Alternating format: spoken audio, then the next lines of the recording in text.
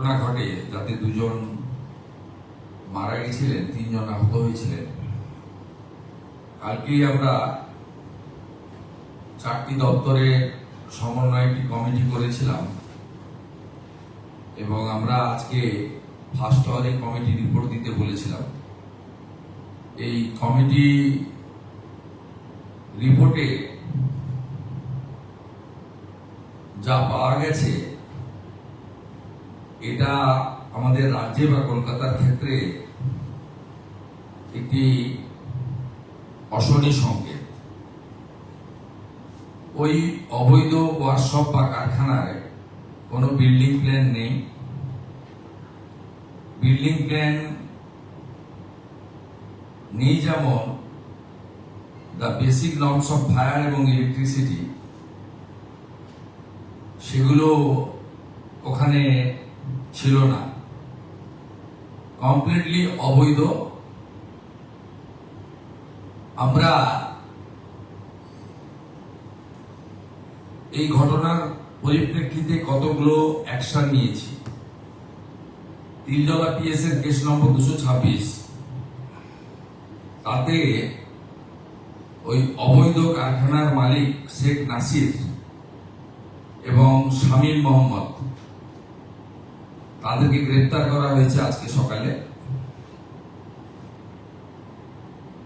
আমরা বিদ্যুৎ সরবরাহকারী সংস্থাকে পার্মানেন্ট ইলেকট্রিক ডিসকানেকশন করার অর্ডার দিয়েছি এবং সিএসসি কে বিদ্যুৎ সচিবের মাধ্যমে জানানো হয়েছে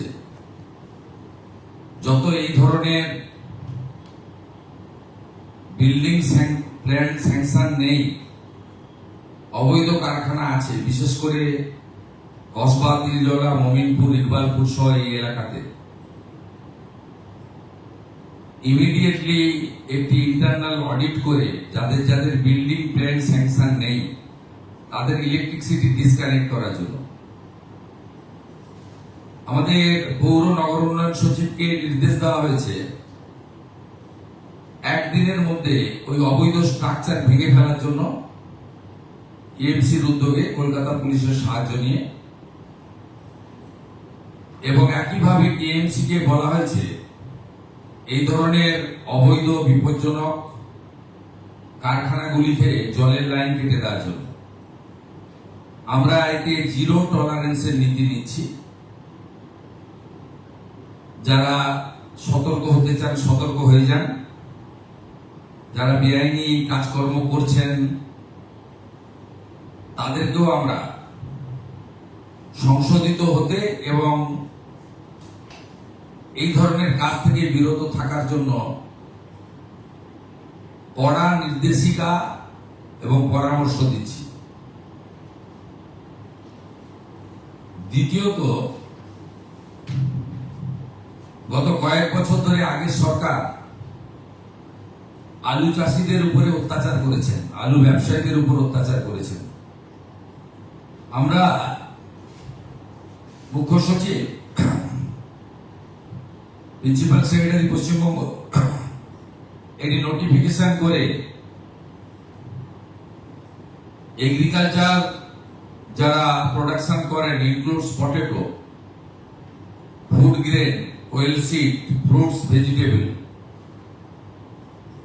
এটা অন্য রাজ্যে পাঠানোর ক্ষেত্রে বিশেষ করে আলু চাষি, আলু ব্যবসায়ীদের যে যন্ত্রণা আগের সরকার দিয়েছেন, আমরা সেটা আজ থেকে বন্ধ করলাম এবং কোন ইন্টারস্টেট বর্ডারে কোন ল এনফোর্সমেন্ট অথরিটি কোন ফার্মার্স এবং কৃষিজ ফসল বা প্রাণী সম্পদ উৎপাদনকারীদেরকে, ক্ষুদ্র ব্যবসায়ীদেরকে কেউ হয়রানি করতে পারবে না। পুলিশ হতে পারে, এনফোর্সমেন্ট ব্রাঞ্চ হতে পারে এবং অন্যান্য ল এনফোর্সিং অথরিটি হতে পারে। এটা আজকে আমরা প্রিন্সিপাল সেক্রেটারি অর্ডার করলেন, আমাদের তথ্য সংস্কৃতি দপ্তর মিডিয়া গ্রুপে এই অর্ডারের কপি দিয়ে দিচ্ছে। এই সরকার অনেক প্রত্যাশা জাগিয়ে এসেছেন এবং করাপশনের ক্ষেত্রে জিরো টলারেন্সের নীতি বারে বারে নির্বাচন চলাকালীন আমাদের পক্ষ থেকে বলা হয়েছে। এমনকি ভারতীয় জনতা পার্টির সংকল্পপত্র সেক্ষেত্রেও আমরা বলেছি প্রাতিষ্ঠানিক দুর্নীতির ক্ষেত্রে ব্যবস্থা হবে। সেই আপনারা দেখতে পারবেন কয়েকদিনের মধ্যে আমরা আগামী ক্যাবিনেটে হয়তো এই বিষয়ে সিদ্ধান্ত কিছু নেব। শুধু সিদ্ধান্ত নয়, কার্যকর। আমরা যেটা আজকে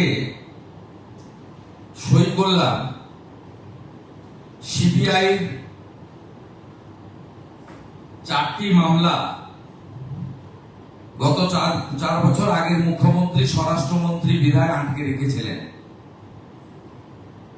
প্রসিকিউশন বা চার্জশিটের ক্ষেত্রে স্যাংশন, অর্থাৎ যে সমস্ত আধিকারিকরা দুর্নীতিগ্রস্ত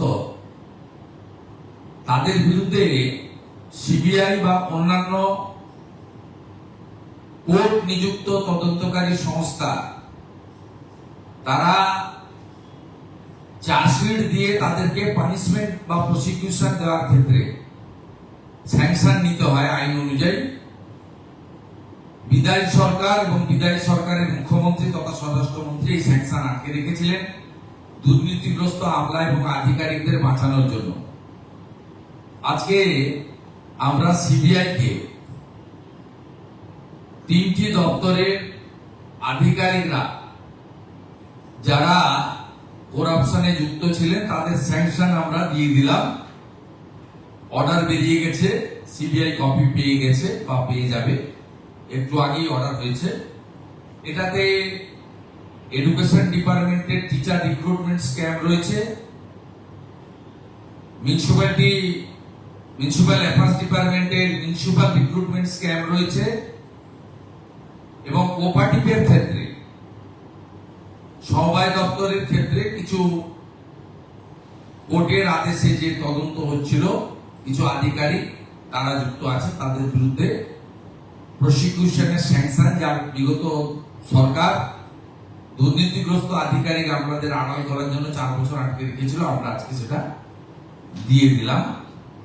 এটা আপনাদের মাধ্যমে জনগণকে জানালাম যে এই সরকারকে যে প্রত্যাশা নিয়ে আপনারা এনেছেন যে করাপশনের ক্ষেত্রে জিরো টলারেন্স এবং বিগত ইনস্টিটিউশনাল করাপশনের ক্ষেত্রে তারা যথাযথ ব্যবস্থা নেবে, এই অল্প সময়ের মধ্যে এটি একটি তার বড় উদ্যোগ।